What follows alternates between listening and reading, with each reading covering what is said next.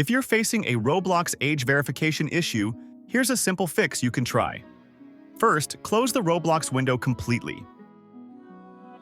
Then click on the three dots in your browser and go to Settings.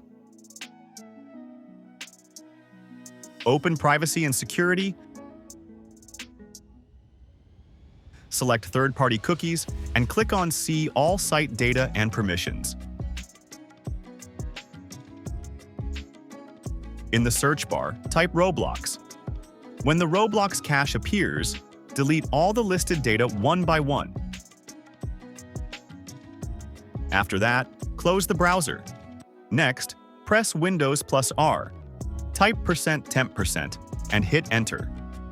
When the folder opens, locate and delete the Roblox folder.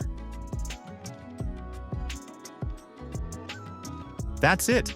If you found this guide helpful, don't forget to like, share, and subscribe.